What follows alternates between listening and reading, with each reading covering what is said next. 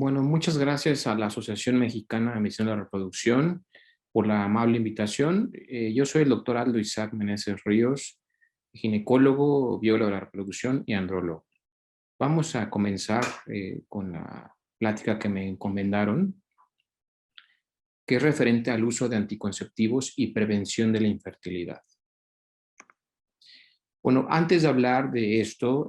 tenemos que entender un poco los mecanismos de acción de los métodos anticonceptivos. Hablando en particular de los anticonceptivos orales combinados y las progestinas, bueno, son métodos hormonales que hacen su acción en relación a la supresión del eje hipotálamo hipófisis ovario. Por lo regular, los anticonceptivos orales combinados que tienen doble componentes, tiene un efecto dual estrogénico y progestacional, tiene un efecto tanto a nivel del FSH y LH, de primera instancia para poder inhibir el reclutamiento folicular cíclico y por otra parte inhibir el pico preovulatorio de LH, que eso también es parte del mecanismo de las progestinas, tanto orales como de los inyectables de depósito, que hacen este efecto a nivel del pico de LH preovulatorio. Esto hay que tenerlo en cuenta para poder nosotros asesorar a nuestra paciente de cómo funciona este método anticonceptivo y de otra manera también saber la expectativa que tiene esto al retorno a la fertilidad y las pruebas que usamos para poder valorar la reserva ovárica. Otro mecanismo de acción también que está descrito con los sistemas de liberación intrauterino, que es parte de la familia de los métodos anticonceptivos intrauterinos, son los liberadores de levonorgestrel, ya sea de los depósitos de baja dosis o de alta dosis. Este mecanismo es distinto a los anteriores, donde aquí hay un espesamiento del moco cervical, el entorno del local del útero y las trompas, pues hay una afectación tanto en la movilidad y la función de los espermatozoides, impidiendo de esta manera el proceso de fertilización a nivel de la región ampular y también a nivel del endometrio, donde hace un endometrio insensible, todavía una regulación a la baja de los receptores tanto estrogénicos como progestacionales y que condiciona un endometrio atrófico con un efecto antiproliferativo, además de, aunado a esto, una reacción a cuerpo extraño del propio dispositivo. Normalmente son pacientes que no afectan de primera instancia los ciclos ovulatorios y cuando lo llegan a afectar es en la primera etapa, digamos, de la aplicación del mismo y que esto se vuelve más cíclico a medida que va avanzando el tiempo, siendo así que se observa hasta en el 85% de las pacientes en aquellas pacientes usuarias a partir de los primeros 12 meses donde se puede documentar ciclos ovulatorios, insisto, independientemente de la concentración del depósito del levonorgestrel. Y bueno, esta pregunta de la plática pues no es algo nuevo. A finales de los 70 ya se creía que había una asociación en cuanto a un retraso en el entorno de la fertilidad en aquellas pacientes usuarias de los hormonales orales combinados. Y bueno, esto se hizo en estudios observacionales donde sí se encontró que había un ligero retraso en cuanto a la oportunidad de lograr un embarazo en aquellas pacientes usuarias versus las no usuarias y que no había un impacto claro en cuanto a la relación, si la paciente ha tenido antecedente de un embarazo previo a término o viene una paciente nulípara. Entonces aquí es donde empezaron pues a salir otros papers en relación a la asociación del mismo. La Organización Mundial de la Salud habla de que el retorno a la fertilidad pues prácticamente no se ve afectado, claro, solo en excepto de los quirúrgicos, y es solo un paréntesis en aquellas pacientes usuarias de las progestinas inyectables de depósito, donde puede haber una afectación en cuanto al retorno a la fertilidad hasta por 10 meses, pero que este retorno pues es reversible pasado este tiempo. Bien, se han hecho estudios también, revisiones sistemáticas en cuanto en aquellas pacientes usuarias y en qué momento hay un retorno a la fertilidad posterior a la interrupción. Aquí se hizo una revisión sistemática de 1985 a 2017. ¿Y qué es lo que observaron? Bueno, observaron que la reanudación de la fertilidad no estaba influenciada por el uso del método anticonceptivo ni por el tipo ni la duración del anticonceptivo, ni el tipo de progesterona. Y que el efecto de la paridad pues, no era concluyente en cuanto a la reanudación del embarazo. También se trató de hacer ya estudios comparativos en aquellas pacientes usuarias de métodos anticonceptivos hormonales contra los no hormonales, llámese como un DIU de cobre o métodos de barrera, y se observó la tasa de concepción a 12 meses de seguimiento después de haber interrumpido el método anticonceptivo. ¿Y qué es lo que encontraron? Que básicamente era la misma tasa de concepción posterior a 12 meses de haber suspendido el método anticonceptivo, llámese un método hormonal versus un no hormonal. Y bueno, este impacto en aquellas pacientes usuarias con los nuevos esquemas que tenemos hoy en día de ciclos extendidos o continuos, que es la tendencia hoy en día donde buscamos que esa paciente tenga no propiamente una ciclicidad menstrual para reducir la cascada inflamatoria, o bien por comodidad de la paciente de que tenga menstruaciones en cantidad de duración mucho más cortas, en intervalos mucho más prolongados, saber si esto llega a afectar el retorno de la fertilidad. Pues bueno, se observó que en un seguimiento a 12 meses prácticamente la tasa de concepción espontánea era muy similar contra las pacientes usuarias de métodos anticonceptivos hormonales de uso cíclico. Entonces, realmente no hay una diferencia como tal. Hay que tener en mente que muchos de los datos disponibles que provienen de estos tipos de estudios son de formulaciones de dosis altas que ya no se utilizan, ¿no? Normalmente la tendencia hoy en día es usar dosis de 15, 20, máximo 30 microgramos de etinilestradiol o incluso estrógenos de menor potencia y progestinas que tengan una actividad más antiandrogénica o con bajo contenido androgénico, y que esto podría también repercutir en los resultados de causalidad. Hay que asesorar a nuestra paciente, ya que sabemos que en aquellas pacientes que usan un método anticonceptivo puede haber una afectación simplemente por el paso del tiempo en cuanto a la tasa de fecundabilidad, al aumento de la edad materna, y que muchas de esas pacientes que usan método anticonceptivo, en particular los hormonales, son para tratar problemas también ginecológicos subyacentes, y que esto puede afectar la fertilidad. Entonces son pacientes que quizá de base pueden llegar a tener algún problema, y que nosotros de forma sintomatológica enmascaremos un cuadro clínico o controlemos el problema con el uso de los métodos anticonceptivos, y que esto pues al final cuando la paciente suspende el método lo atribuya más propiamente al hormonal oral o al método anticonceptivo, y no al problema de base que tenía esa paciente desde el punto de vista histórico. Ahora, ¿qué pasa con los esquemas continuos de anticonceptivos orales combinados con dosis baja? Pues prácticamente es el mismo resultado, o sea, no hay un impacto real en cuanto al retorno de fertilidad pasados los 12 meses. Ahora, aquí se hizo un estudio, un seguimiento de prácticamente 18,000 mujeres con distintos métodos anticonceptivos, donde se hizo un grupo control con métodos de barrera. Se hizo un seguimiento observacional a 12 meses. ¿Qué es lo que observaron? Observaron que prácticamente en todos aquellos, tanto los métodos hormonales de corta o larga duración, había un retraso de la fertilidad, pero que era mucho más pronunciado con los inyectables hormonales a base de progestinas hasta por 8 ciclos. Lo que sí se observó es que el tiempo de uso no se asoció con la tasa de fecundabilidad. Ahora, en relación a las pacientes usuarias con dispositivos intrauterinos y con los sistemas de liberación intrauterino, bueno, aquí se hizo también una revisión sistemática de los estudios más importantes de asociación que se han descrito en la literatura, y bueno, aquí se englobaron tanto en por el tipo de dispositivo, ya decía dispositivos de cobre o con levonorgestrel, y con edades promedio entre los 27 años como tal, o sea, eran mujeres que tenían en teoría un potencial de fertilidad bueno, y eran tanto de un grupo de nulíparas como multíparas, y pues el uso promedio, digamos, del método del dispositivo intrauterino pues fue alrededor de 10 a 19 meses,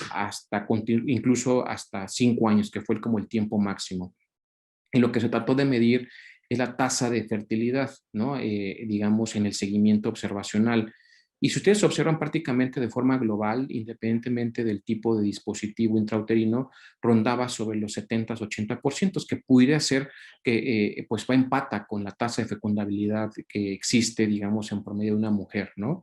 No usuaria de un método anticonceptivo. Pero si hacemos un poco más críticos y observacionales, por ejemplo, con el grupo de DOL, del 2001, donde aquí se integraron en el tipo de dispositivo mujeres con DIU cobre, en aquellas pacientes usuarias por más de 78 meses, la tasa de embarazo clínico pues cayó con respecto incluso en aquellas pacientes usuarias menos de 42 meses hasta en un 20%. Entonces, esto pareciera que incluso si nosotros nos vamos en seguimiento con el estudio de SU,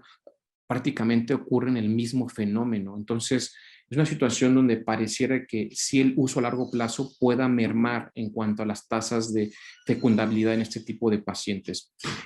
No, lamentablemente esto no hay estudios de seguimiento a largo plazo con los sistemas de liberación intrauterino.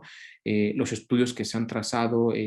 no son por más de 5 años, es decir, el uso de uno de los métodos, que es lo que dura 5 años, para poder tener como una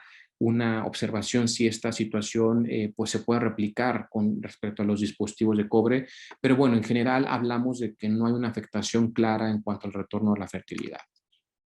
Y el estudio, digamos, que tiene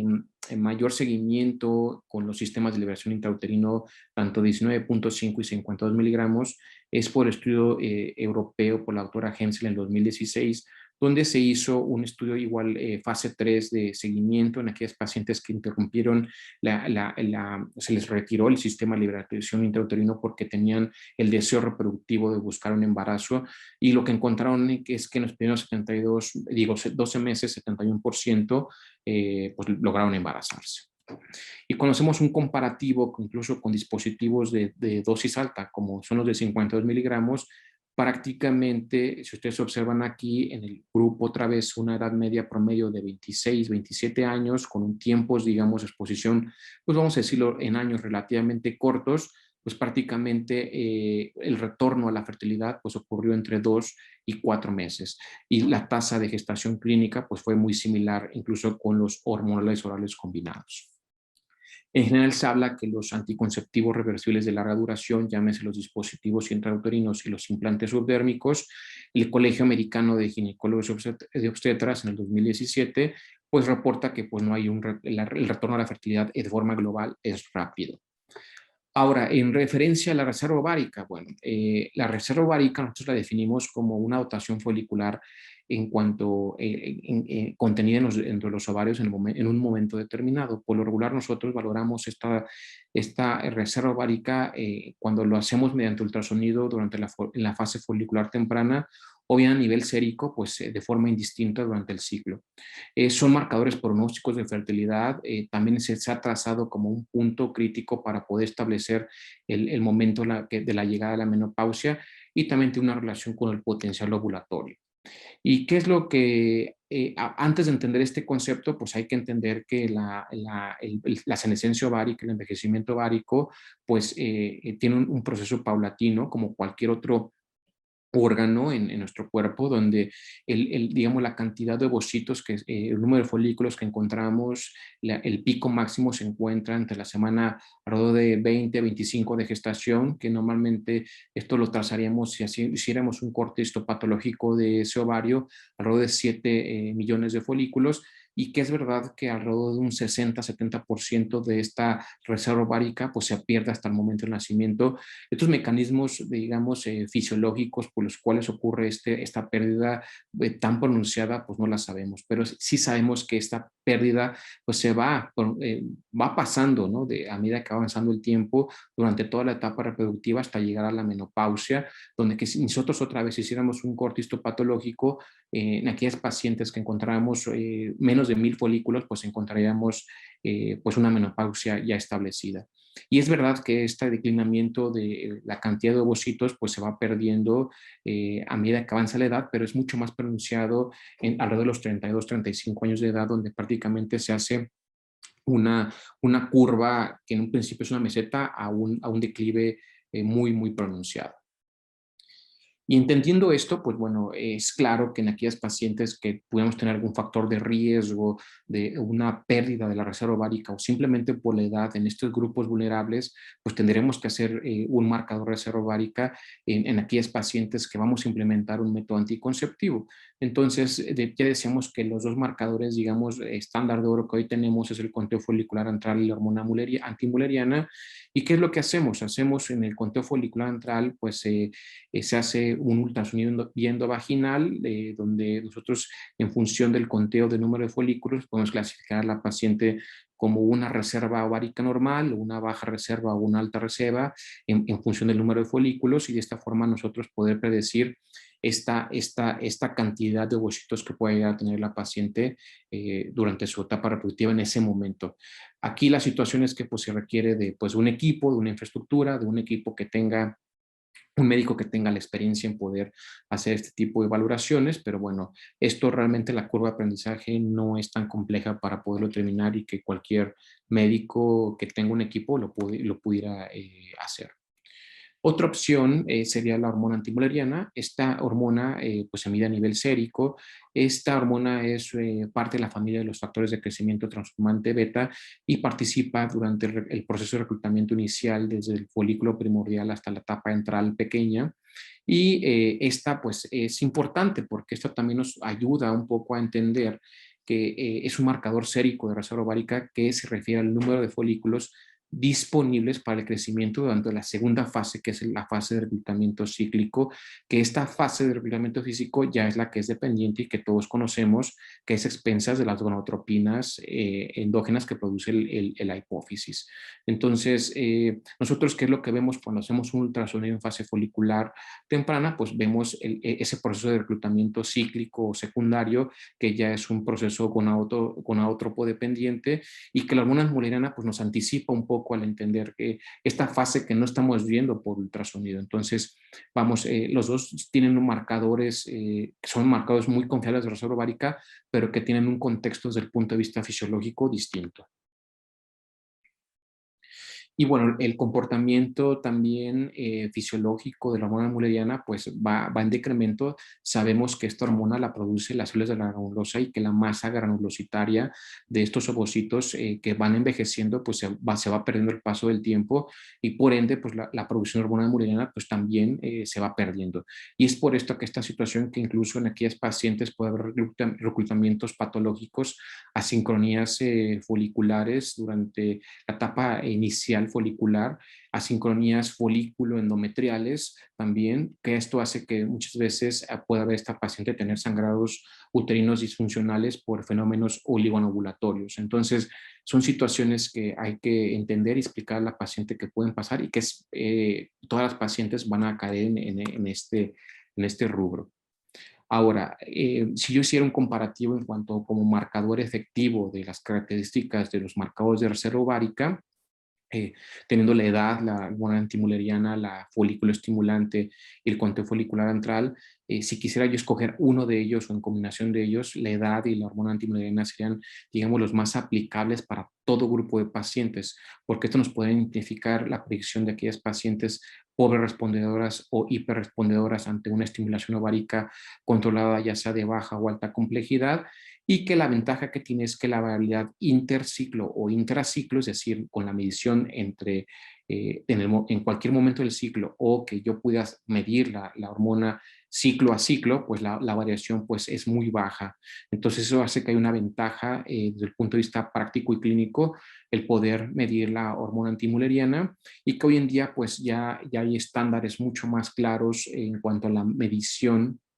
del mismo y los puntos de corte por normogramas acorde a edad pues ya están mucho más trazados. Entonces tenemos como pautas mucho más claras de poder definir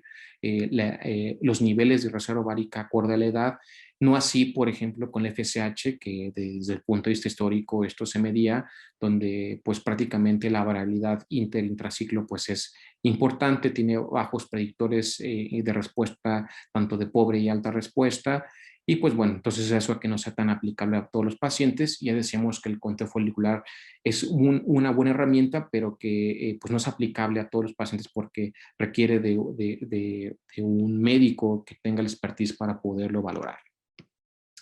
Y cuando hablamos nosotros de querernos nosotros valorar los marcadores de reserva ovárica en aquellas pacientes usuarias de un método anticonceptivo, se ha documentado que se suprimen de primera instancia de forma variable y que el uso prolongado de los orales combinados puede enmascarar una condición de una insuficiencia ovárica primaria. Entonces, estos autores hablan de sugerir suspender de 2 a 3 meses y posteriormente reevaluar estos marcadores. Los primeros pioneros que han tratado de estudiar todo esto son los daneses y son los que tienen más estudios relacionados a esta asociación. En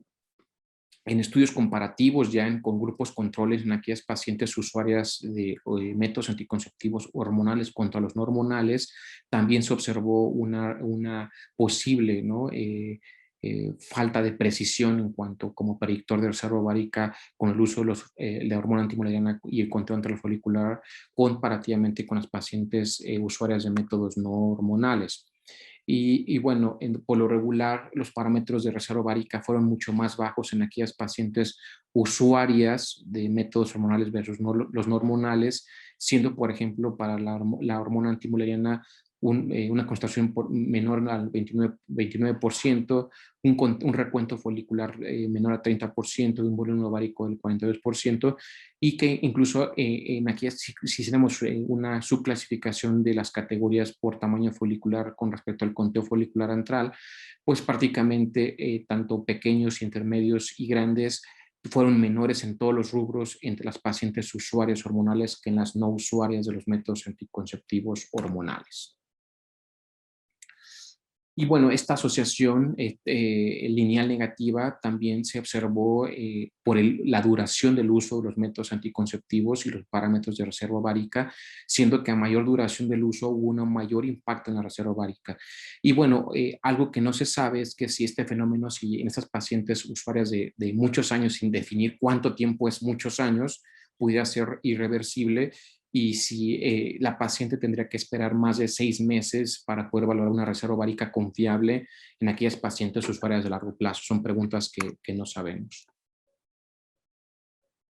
Otro estudio también de asociación en aquellas pacientes usuarias de anticonceptivos orales combinados contra los no hormonales, pues también se trata de implementar. Aquí se hizo un estudio observacional comparativo. En aquellas pacientes se definieron como usuarias de anticonceptivos orales hormonales, aquellas pacientes con anticoncepción oral y anillos vaginales, y se definió como no usuarias de métodos hormonales, los métodos de barrera y los dispositivos intrauterinos, excluyendo los métodos a bases de progestinas. ¿Y qué encontraron? Pues también encontraron que hay una disminución significativa tanto en la hormona antimuleriana y como el conteo folicular y el volumen ovárico en aquellas pacientes usuarias de los hormonales orales combinados comparativamente con las pacientes no usuarias. Y los autores recomiendan suspender los anticonceptivos hasta 6 meses para poder evaluar de forma confiable la reserva ovárica. Y también aquí se hizo también un estudio de seguimiento, también por un grupo de análisis por la Universidad de Copenhague, donde se trató de valorar todos los tipos de métodos anticonceptivos hormonales si tenían un impacto en cuanto a la reserva ovárica. ¿Y qué es lo que encontraron? Bueno, encontraron que tan la píldora de progestina sola, los sistemas de liberación intrauterino con levonorgestrel, pueden llegar también a tener un impacto en cuanto a las mediciones de la hormona antimuleriana, siendo de menor impacto los métodos anticonceptivos a base de progestinas que los combinados, y los conteos foliculares centrales, pues no se observaron diferencias significativas en aquellas pacientes usuarias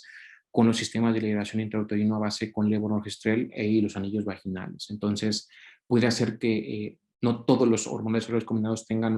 un impacto de causalidad tan importante. Aún así, pues habría que la recomendación por los autores es esperar un tiempo determinado para poder valorar la reserva ovárica. Y bueno, tomando en cuenta toda esta situación, algunos autores proponen en mujeres jóvenes que se les ofrezca un cribado de riesgo en aquellas pacientes que puedan tener mayor riesgo de una senescencia ovárica prematura antes de comenzar un anticonceptivo hormonal, pero de particular énfasis los que se usan a largo plazo. Y entonces los autores proponen hacer un asesoramiento, hacer pruebas de testeo para tamizar los marcadores de reserva ovárica, ya decíamos, ya sea la hormona antimuleriana o bien la relación FSH-estradiol, si no hay el recurso, y en que aquellos pacientes que incluso hubiese historia familiar de una insuficiencia ovárica primaria,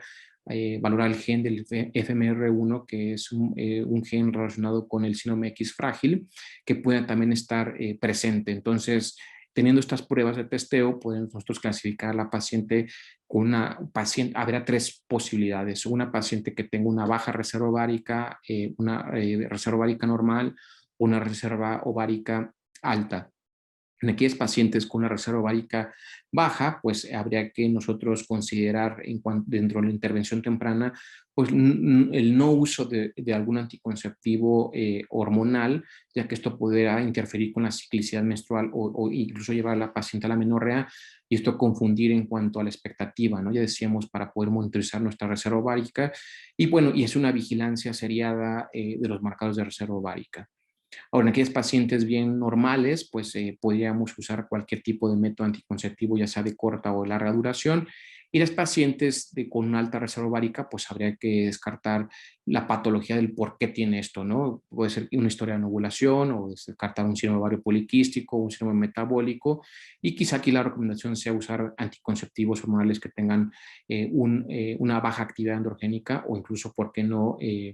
Métodos con una actividad antiandrogénica y por supuesto en todos ellos una monitorización con una consejería anual. Y como conclusión, pues decir que los anticonceptivos en general pues no causan infertilidad, los inyectables hormonales retrasan la fertilidad, pero su recuperación es reversible.